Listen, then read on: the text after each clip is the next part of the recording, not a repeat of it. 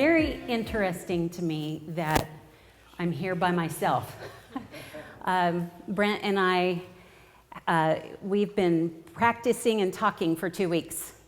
And so I'm going to try to do my best because I'm used to, it may be a little disjointed, I'll try not to do that. But the thing about being a cop wife is that this is not the first time that I've been in this situation. Now, he's never not shown up to a speaking engagement, but there are many times where I did things on my own because he was on duty and could not get off. I've been to the hospital with our kids. I've been to events that he was never able to make because, something was going on. I've entertained company by myself because he was called out. And so this is, I'm still nervous, but this is par for the course, I have to say. So Brent, this is him, he does exist. Brent retired at the end of 2019 after a 31-year career in law enforcement with California Highway Patrol. And we started off in LA and moved throughout the through the state of California. And we have, he's been an amazing servant, giving a lot to the people of California. And started off as what we call a road dog, which is someone who, writes tickets and works accidents and arrests drunk drivers, and those were interesting years for us. I came from a family that was not in law enforcement at all, so this was a new thing for me. When we got engaged, our first, we were both in college, and he had this opportunity to go into the California Highway Patrol, so when he asked me to marry him and I said yes, the next question was, should we go into law enforcement? Well, our mindset and our plan, as opposed to God's plan, was that we were really wanting to go into ministry. And he was pre-med, so we were looking at maybe going the medical route. And then he was also an intern with our church, really learning about ministry, and he was being encouraged to join the pastorate. So we thought, well, we're very young, early 20s, and so we need our hearts broken to do either one of those well. And so we said, let's go into the Highway Patrol for 5 years. And then 31 years later, he retired. But I got to tell you, we've been in ministry the entire time. Amen. It was probably the first month where I realized that this is different than what I saw growing up with my folks. It is, I saw him change, and he's okay with me saying this, but I did see him change. He was very green, very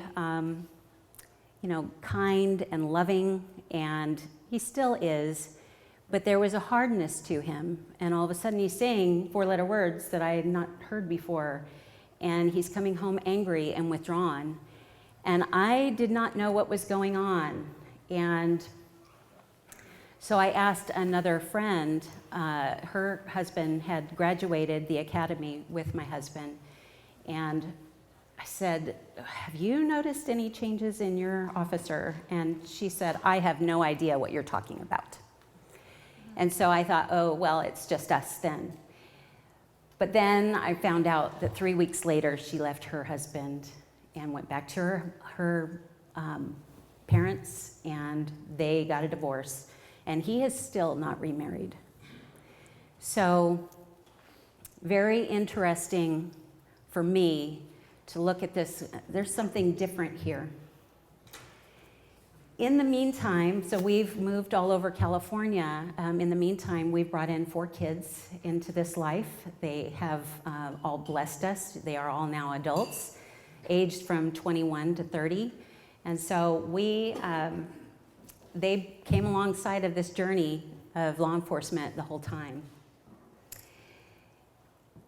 I homeschooled and taught Bible studies while he was out on the road, and started promoting to sergeant and then lieutenant and captain and on up to chief, where when he retired, he was a chief with this area. It's called Valley Division. And so he was in charge of all kinds of things, this whole area down to Tracy, out to Woodland, up through all the way to Nevada line, Tahoe, all of that was his. And of course, that includes this greater area here. So his last 2 years, you probably saw the things that he was overseeing as a commander. He was co-commander of the campfire with Butte County Sheriff Corey Honey. He was in charge of keeping people off of the freeway when the Stephon Clark protests were going on. He had one of his officers do a murder, and then he murdered his wife, and then committed suicide. And then probably the most significant one for us was one of his cadets, because he did oversee the academy for several years. And one of his cadets, who we knew his family and we knew him, got dressed, went through break-in, and drove his car out to a bridge and parked underneath, and then put a gun to his head. And that one broke us. I will tell you that. We knew him, and yet we were starting to really understand how the job does change us, it changed me too, but it changed him and changed those around. So I want to tell you a short little story about a gal named Rose. Now Rose, Brent was the chief and so he's in charge of 1,000 people here in this area. But Rose had been through an incident, a line of duty death here, and was really struggling after she saw what she saw. And she was gotten to the point where she started drinking. She went to her bed, she wouldn't get out. She had 2 kids and a husband, and they're kind of going, what is going on here? And she is in a fetal position and she cannot function. So Brent and others were able to intervene and get her to a trauma retreat, actually out in Oklahoma City. And that trauma retreat just kick-started a healing process that just really took her from that fetal position to getting help with a competent, culturally competent therapist. And I will tell you what happened in a little bit. So one of the things, he has all kinds of stats, so I'm going to go through a little bit of them. In August 2020, there were 1,355 active duty law enforcement officers that took a survey online. Okay, so we're just talking about 1,300. But it's a good benchmark for us, and the people who did this believe that this is very, very similar to what our national averages are. 47% of the sample screen said that they were positive for PTSD. So almost half of law enforcement have PTSD. Consider the effect of that. 29% that screened positive for anxiety, 37% screened positive for depression. So when you have an officer who is depressed or having substance abuse issues, anxiety, that tends to affect work performance. And he would go into that very much so. I'm kind of speaking out of my lane here with his notes real quick. So But how that affects the job is 63% of this sample reported that recent events have impacted their work productivity on a daily or weekly basis. 59% felt trapped or hopeless about their job in law enforcement. So this is August of 2020, about 2 months after George Floyd and the consequences of that. 55% considered quitting their job in law enforcement on a daily or weekly basis. And 69% said they were somewhat or very unlikely to recommend anyone to be a cop. 38% of the sample reported that their department does not provide adequate mental health services, with an additional 8% indicating they would prefer not to respond. They don't even want to talk about it. What Brent and I do right now, Brent, he is with Warriors Rest Foundation, which is outside of Oklahoma City. They were born from the Oklahoma City bombing. Several of the people who he serves with were a part of the Oklahoma City bombing and got the help that they needed afterwards and saw this need for mental health, and I would say spiritual health as well. A lot of what we do talks about the soul, but there's also a spirit, and so we're able to talk to others about the way that, where's God in all of this? And so that's very great opportunities to have conversations. But what we do is he works through Warriors Rest for another organization called Concerns of Police Survivors. And he does trainings, 3-day trainings. And we actually have another couple here today who help speak with that as well. And the first day is on mental health, how to survive the career. The second is on how to respond to a line of duty death or a line of duty injury, how to take care of the families, but also the coworkers, because it's very impactful on the coworkers. And so we talk about that, or he talks about that on day 2, and then we have a suicide prevention day. And these classes go from anywhere from about 50 to 100 and some odd people, law enforcement, some spouses, chaplains, mental health professionals. So what we see, though, is when we talk about these things that we need to send a lot of these guys to a mental health because it triggers them. It reminds them that, yeah, I've seen some things, it's hurting me inside, and I'm having trouble with my job because of it. And so I do peer support during that time. I speak with most of the women. A lot of the guys would prefer to talk to Brent or the others that are there. And so that's one thing that we do. Now, as far as what I do, I'm all about the families. I like to stay in my lane, so now I'm going to get more comfortable here.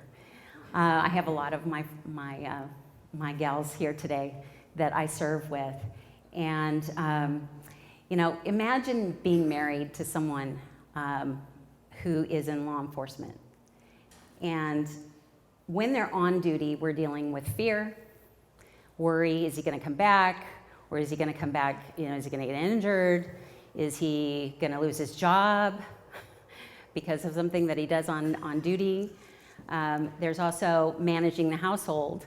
I kid you not, managing a household when he's on call or doing things. I mean, I'm doing things by myself a lot. And I'm sure I see nodding from my fellow spouses here. Yes, we take care of things that don't get done. Mow the lawn, fix cars, it happens. And then there's a lot of loneliness too. Especially since 2020, we've seen a lot of isolation of our law enforcement, our families.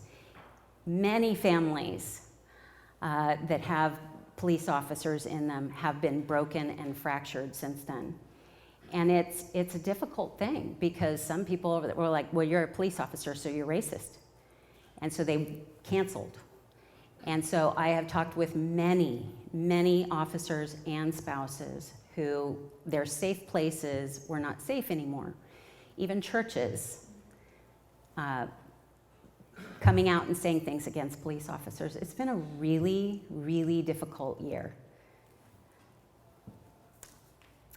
Off duty, a lot of times we're dealing with moods, because you can imagine, I think he said something that the average American, 3% will have in their lifetime had a significant trauma event that they're a part of. 3% of Americans. But law enforcement are seeing traumatic events on a regular basis, and I think, I'm pretty sure he said that 120 over a 20-year period. 120 traumatic experiences being involved, and that doesn't include a lot of things, because trauma for them is not exactly what I would call trauma. I mean, I would call it trauma, but there's things that I would see and not call trauma, or that I would call trauma, but he would not. So also off duty, this past year especially, there's been a lot of isolation. And because of the breakdown of other people, coworkers, churches, the safe places, so we're going underground. Most of my friends have gone off social media or significant. We changed our names. We don't put our last names on there. I do because I'm out there, but a lot of my friends here. In fact, I look and I go, yeah, it's Trey C or that kind of thing. They're hiding who they are so that they're not really identified as being a law enforcement family. The other thing is a communication breakdown that happens in the home, and this is where I want to transition to what we do, because I'm telling you a lot of really hard things to hear, but there's hope for sure. How to Love Our Cops came about 3 years ago when I had written the books, like Michael said, written Chip on My Shoulder, another book for officers called A Marriage in Progress. And that brought me into the lives of law enforcement families all over the United States. And I'm hearing stories that I never heard before. And it just gave me such an appreciation that we've actually had a pretty docile career until our last 2 years. But he's never been in a shooting. So we didn't have to deal with a lot of that. But I did early on and all through our marriage. He would come home and not talk. And I could tell something's wrong. So what I did is I said, well, it must be me. There's something wrong here. It's me. He doesn't like our house. He doesn't like, because I didn't have dinner ready. No, it had nothing to do with me. Because at the time, I didn't know what I didn't know. I didn't know how he was being affected on the job and how he couldn't turn that off when he came home. So what we do with How to Love Our Cops is we're all about educating. We want spouses and families, moms, brothers, sisters, to know what their officer is experiencing on duty and off. And we equip them and empower them with knowledge. And I believe that it's with our vision and where we want to go with this, that we can really make a difference. One thing I didn't mention is that the divorce rate, sorry, more bad news, according to the FBI, is 75% divorce rate for law enforcement families. And we don't think that's good enough. We want to change that. And so that is what we are attempting to do.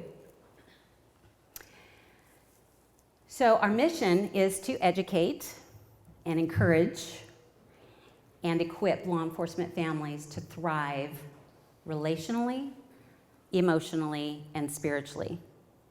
That spiritual is tricky because we, as you know, separation of church and state, correct?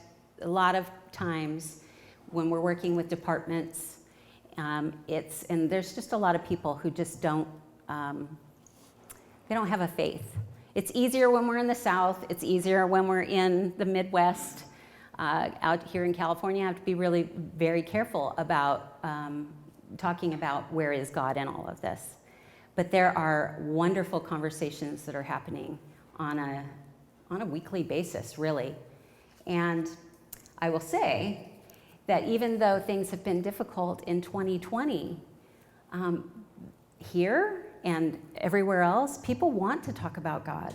Where is God in all of this? And would a faith be helpful for me as a law enforcement spouse or a law enforcement officer? And so we are able to really take advantage of that opportunity and talk more about God than ever before. So that's one of the good things about what's going on. So we do things through programs. We have programs, we have events, and we have resources. And I'm just going to go real quick into this. The National Book Club, we do a book club, and so our first one that we did was earlier this year, and it was A Chip on My Shoulder, my first book.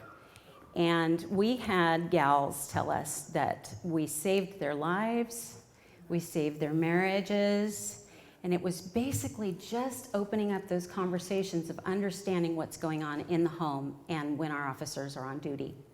Because we really know when something's wrong. We are the early warning system, but if we don't know what we don't know, then we can't do anything about it.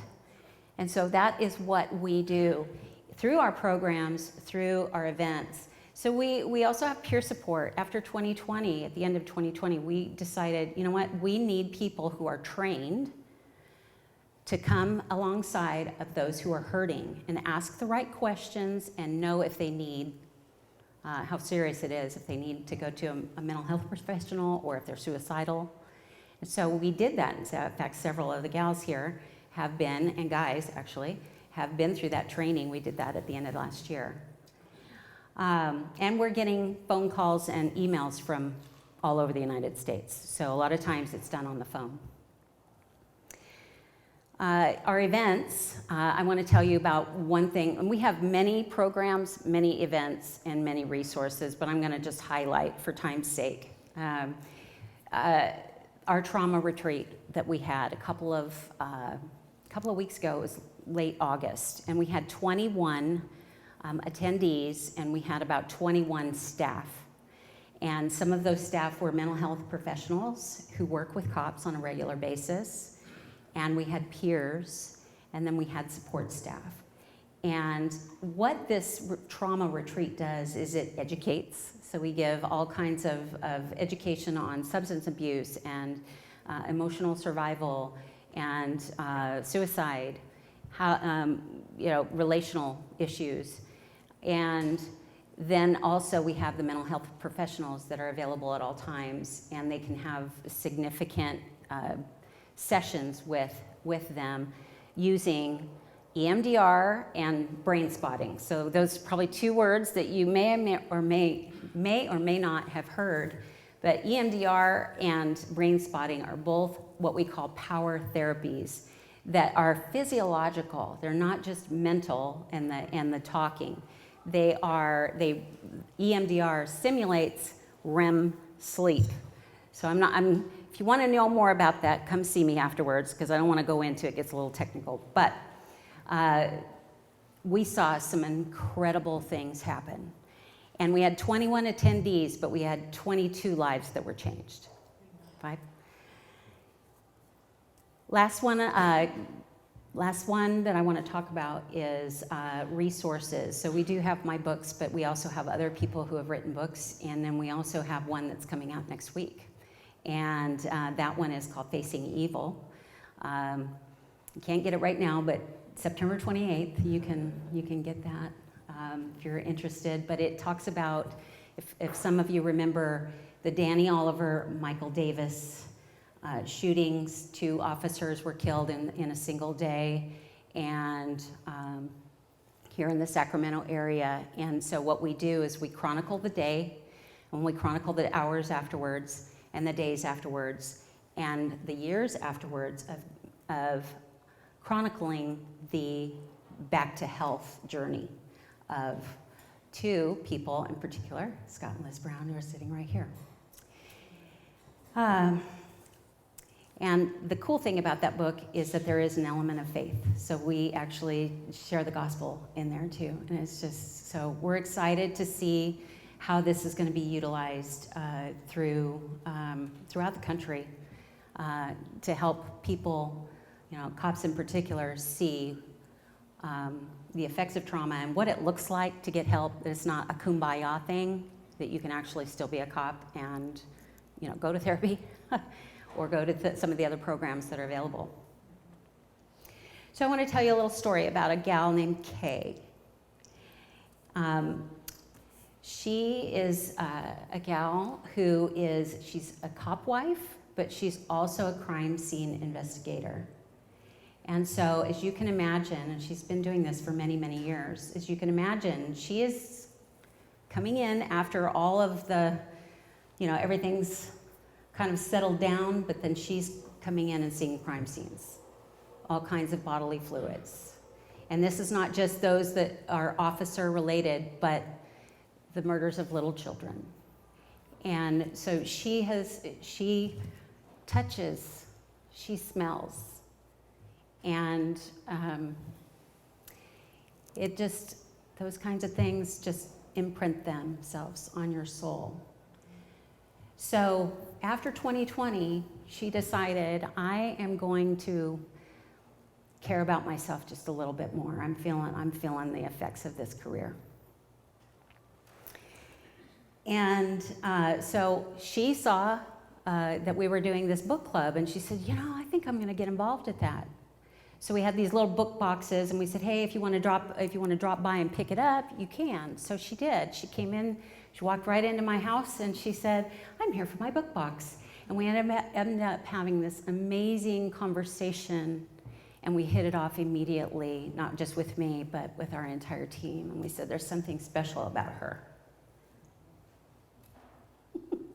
Sorry, I'm going to get a little emotional here. So she became a part of our book club, and we did some Zoom things all through the United States, in 31 states, for several weeks. But we also met in person, and so we had probably, I think, about 10 of us at our house, and we would meet, and we got really close. And so Kay was part of that. And we gave her connection, and we gave her community and some other tools through the book. And then also just that connection with other cop wives. She started getting help, and then she found out about the trauma retreat that we had a couple of weeks ago. And she and her husband attended. And it was a very amazing time for her. So now, where is Kay right now? Well, Kay and I are meeting every week when we can to teach her how to read her Bible. And so we're excited. She is in her healing journey right now, but she is a volunteer for us. And eventually we hope that maybe she'll be up here talking one day. Kay is just one of many, not just here in this area, but all across the United States. As I said, our book club reached 31 states, and we now have state liaisons, people who are committed to serving with Hell of Our Cops in 7 states. And then we have spouse conferences coming in Maine and Indiana next year. So let me tell you about Rose. Rose had gone to a trauma retreat, and similar to Kay, it touched off a wonderful healing journey. She returned back to work, and not only did she return back to work, but she returned back to where her trauma was. And she is now working there healthy, as well as she was at our last trauma retreat as a peer. And so she's giving back now. That kind of thing is happening all over. So as hard as law enforcement, are taking it right now, we're taking it in the shorts for sure. There's a lot of hope. And we're not just the only ones. There's other people across the United States who are helping, coming alongside of our officers. So how can you help? Well, we need your voice. Stand up for law enforcement. And we need your prayers. We really, really need your prayers. I think Brent was going to end with, I got to tell you this. The prayers of a righteous man availeth much. So if you're not righteous, then we'll take your dollars. Thank you.